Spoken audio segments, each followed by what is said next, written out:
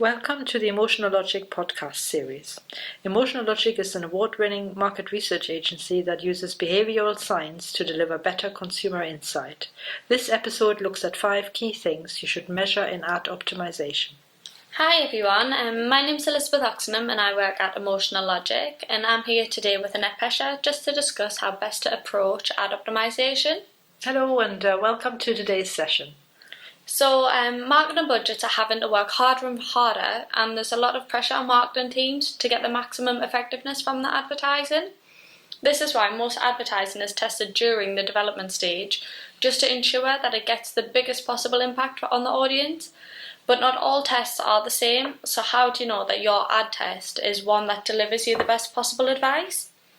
Adverts have explicit and implicit effects on an audience. Just because someone does not remember your advert does not mean that it didn't have an effect on their buying behavior.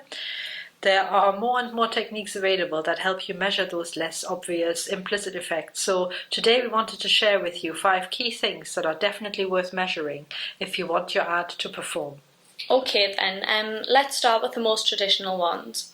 Your test should measure whether your advert message is understood and believed, and whether people are likely to remember your advert. These are the things that every ad test should measure regardless. Yes, absolutely.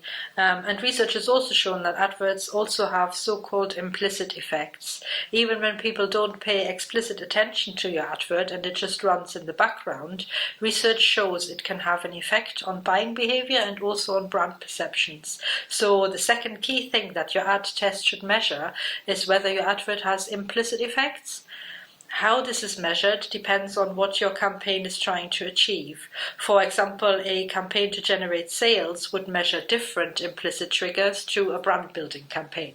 So I get that adverts can work even if people aren't glued to the screen, like every second, but surely some attention is required for ads to work? Or maybe ads work better if they do get our attention? Yes, they do. The implicit effects that have been shown to work better on some product categories, for example FMCG, but less well for direct response adverts, for example. Here, more attention is definitely better. Which brings us to our third component that your ad test should measure. How well does your advert get attention?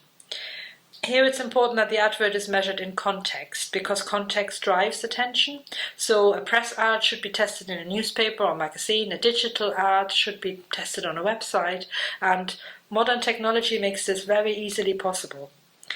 We measure how well the advert gets attention through eye tracking. Yeah, exactly right, Annett. Research has also shown that adverts that are emotionally engaged tend to get more attention and also have a stronger impact on behaviour. Presumably, you should therefore also measure emotional engagement. Yes, that's the fourth factor. This can be measured by self-report, where consumers simply state how engaged they feel, or a more accurate way is to use eye tracking and biometric measures.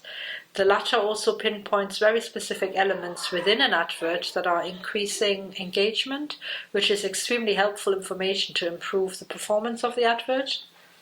Exactly. I've also read that over 70% of people tend to use 2 medias at one time. So, for example, they'll be browsing on the phone whilst the telly's on. So surely that has a major impact on attention levels for ads as well? Yes, it does, and it's definitely on the increase. And research has also shown that those who use 2 screens are less likely to leave the room or turn the channel over when the ads come on. So they could be a key audience for you if you can just get their attention.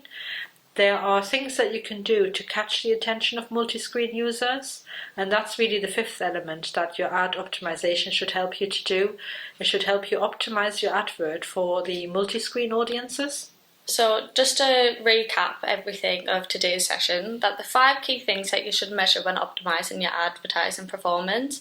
Number 1, the traditional measures of message clarity, persuasion and memorability. Number 2, whether the advert has implicit effects on perceptions or buying behaviour. Number 3, how well the advert attracts and holds attention. Number 4, emotional engagement. And finally, how well the ad works for multi-screen or multimedia users. And it will probably not surprise you that the Emotional Logic Ad Optimizer does deliver all 5 of those elements. It's a practical and agile test for modern ad optimization. Exactly. So thank you very much for listening today, everyone. We've hoped that you found today's podcast interesting and very helpful.